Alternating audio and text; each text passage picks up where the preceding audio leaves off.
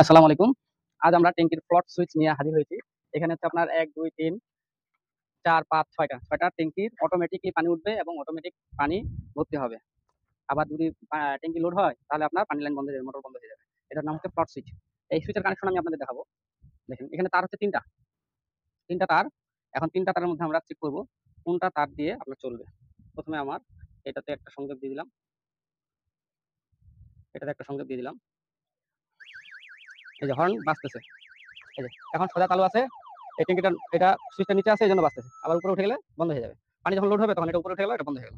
আর এটাতে যদি লাগাই, দেখেন এটাতে লাগালে উপরে উঠলে আপনার লাইন মোটর চালু হবে, আবার নিচে নামলে মোটর বন্ধ হয়ে যাবে। তো আমাদের দরকার নিচে। আমরা নিচে হলে আমরা এটার সাথে সংযোগ করে দিলাম।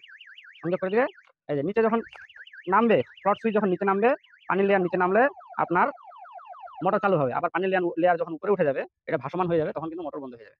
তো এখন এটা আমাদের দুইটা তারে, এই দুইটা তারের আপনার প্রয়োজন, এটা প্রয়োজন নেই। এদিকে আসো। এটা তারের আমাদের প্রয়োজন নেই।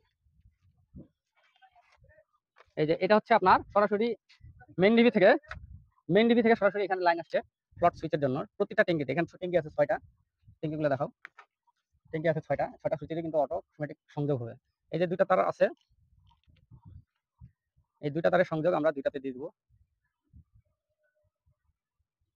সংযোগ দিয়ে দিব।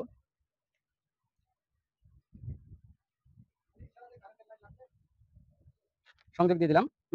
এই যে দেখেন, এটা আপনার দেখেন, এটার উপরে যখন পানির লেয়ারটা এটার উপরে উঠবে তখন বন্ধ হবে মোটর।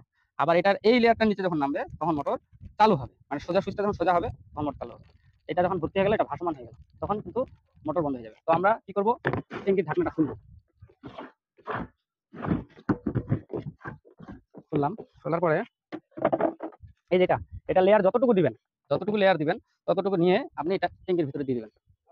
দেওয়ার পরে এটা ঢাকনাটা সেটিং করে দিবেন। ঢাকনাটা সেটিং করে দিবেন।